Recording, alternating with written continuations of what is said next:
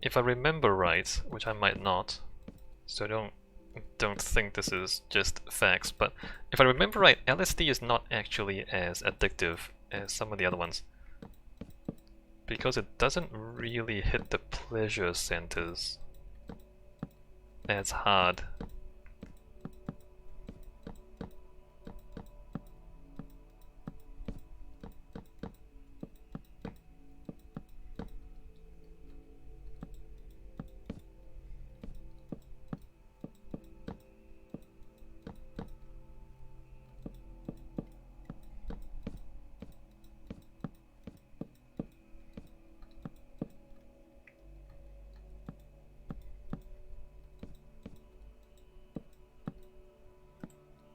And then there's stuff like Adderall that makes your brain more focused.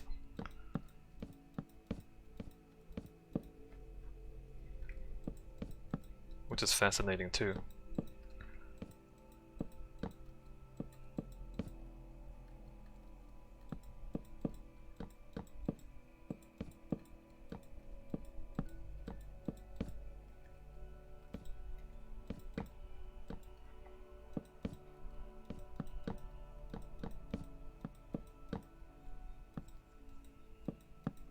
Is Adderall addictive? I don't remember.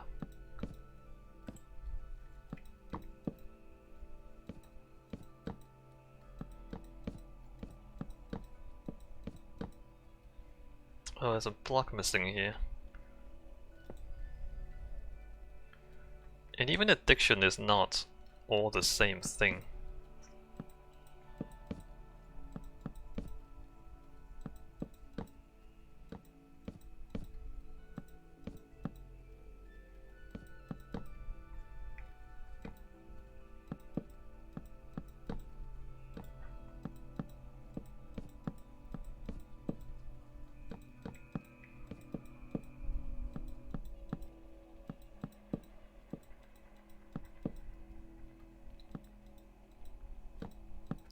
Your brain, your body in general actually, including your brain tries to maintain a normal level of functioning, if that makes sense. So whatever drugs you put into it, your brain will learn to try to counteract it, because it's like it's not supposed to be there. I think coffee is the most understandable example because so many people drink coffee. The caffeine makes you feel more alert for a while, right? But your brain actually considers that to be overstimulation. And so your brain will try to suppress that alertness. And so you're drinking coffee to make yourself more alert, but the brain is working in the opposite direction to try to suppress the extra caffeine. And when you stop drinking coffee, the brain continues to suppress the activity for a while because it doesn't know. Well, like the chemical part doesn't really know that you've chosen not to drink coffee that morning. So it expects the coffee to come, so it suppresses your brain's activity in preparation for the caffeine spike. And when it doesn't come, you feel awful because your activity is suppressed. Like it's deliberately making you drowsier to counteract the expected caffeine. And that's how you get addicted to coffee. Like after a while you feel like why, like you're like extra tired if you don't drink coffee. It's because your body is got used to counteracting the caffeine all the time, so that when it's not there anymore, it's overcompensating. And the only way to get out of it is to like stop drinking coffee for a long time. And then after a while your brain will figure out that hey, this is I don't have to do this anymore. And then it stops. Stops expecting the caffeine spike.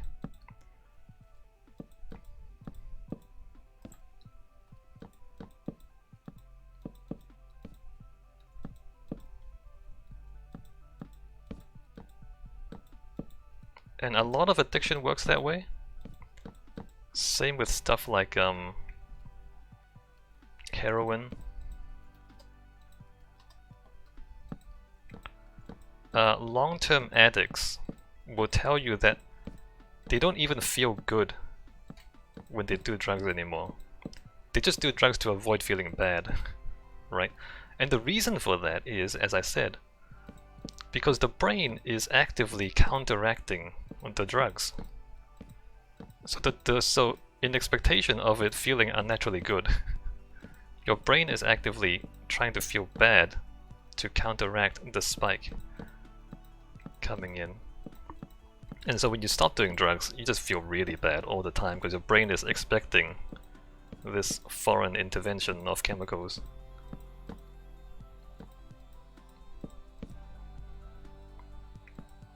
And the only way to get past that is to stop doing drugs for a long time until your brain gets used to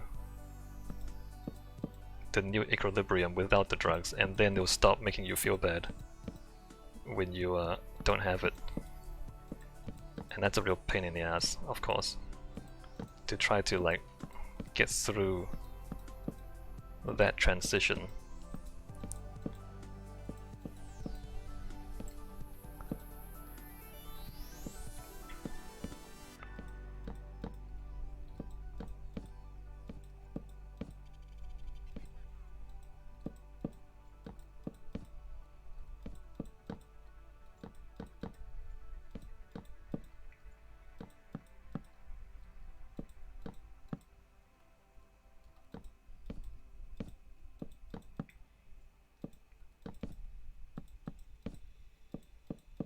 Same with nicotine.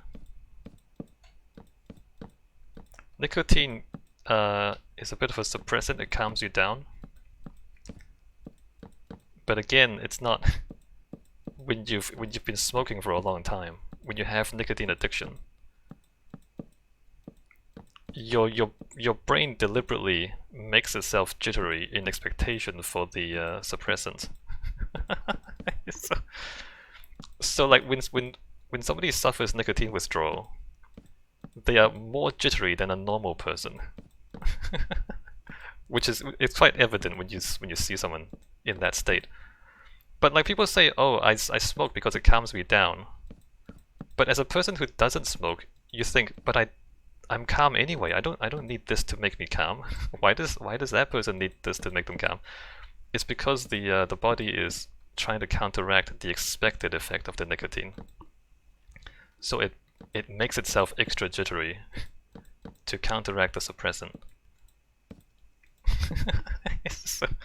so that like needing nicotine to calm down is a thing that only happens to people who are addicted to nicotine. If you weren't addicted to nicotine, you wouldn't need nicotine to calm down.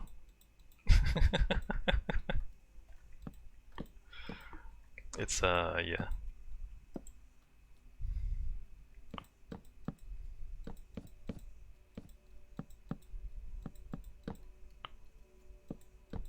Oh, another missing block here. Let me put this back in. What's going on?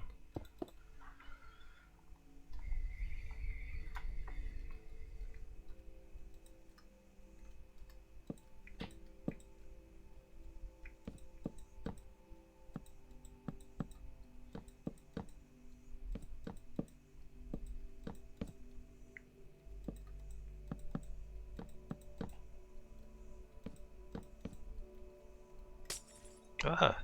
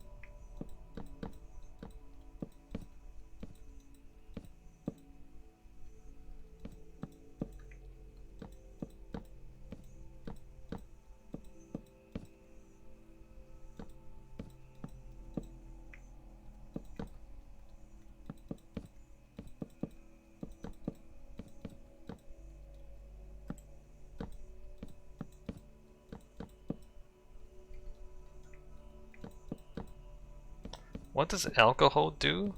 Doesn't alcohol numb the body?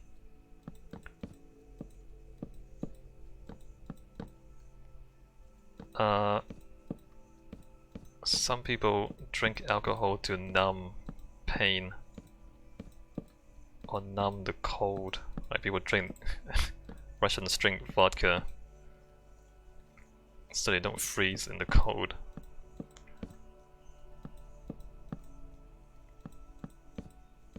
Alcohol might work differently. I don't think alcohol conditions your body to be extra sensitive to pain or anything. Does it?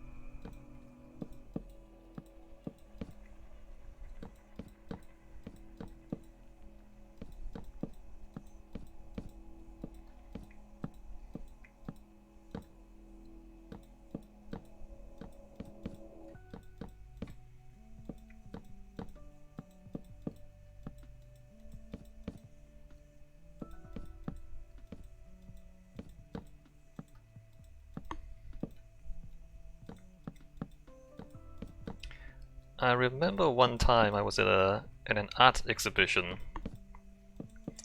and there was an orange room. That sounds so weird.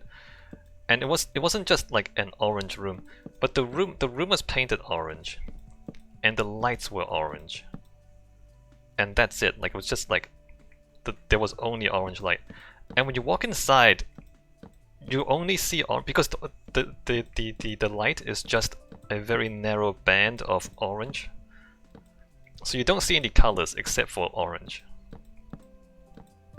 So like everything else appears monochrome, which is wild, right? But like you thought, wow, am I like in a movie or something? Why is everything monochrome? So all the people are monochrome. Everything is monochrome except for like this orange room. And if you happen to be orange for some reason, then I guess you'll be orange. But it's crazy. Like anything that's not orange was grayscale inside that room. Because the lights were a very, like if you understand the spectrum of the light, like the full spectrum of light is a rainbow, right? And if you have like a very narrow spectrum of light, just one thing, then everything else appears grayscale because there's no other colors in the light in that space. So that was pretty trippy. So everything was grayscale. And I like sat in that room for like 20 minutes. And then when I walked out of the room, all the colors were super saturated because my eyes had gotten used to just seeing orange, right? And like everything was super saturated. It was pretty cool for a few minutes until my eyes adjusted again. So I'm just saying you don't have to take drugs to have experiences like these. Sometimes you can just like mess with your other senses and not take actual chemicals inside your body.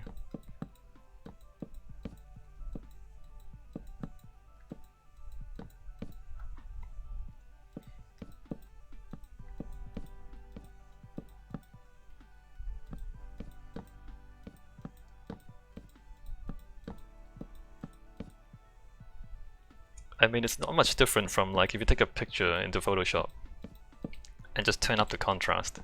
That's basically what happened.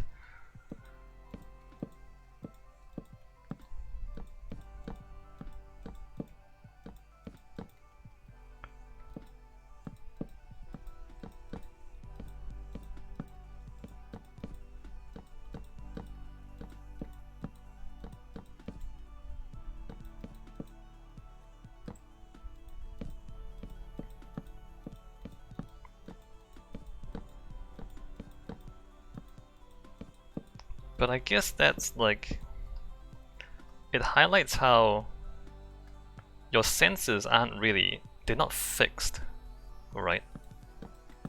Like colors aren't really, they aren't always colors. Like sounds aren't always sounds, because your body, the way your body senses the environment, it is affected by the sensory equipment, right? Like you see the world with your eyes, and your eyes affect what you can see and how you see, right? If you had different eyes, you would see a different world. But normally you don't get different eyes. You don't have that option.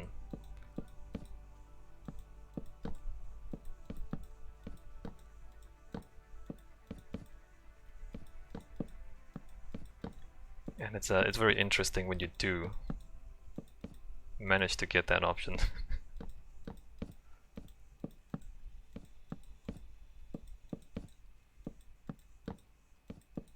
Because a lot of things that you take for granted are suddenly negotiable now, or like mutable. Things that you thought were fixed are in fact not fixed.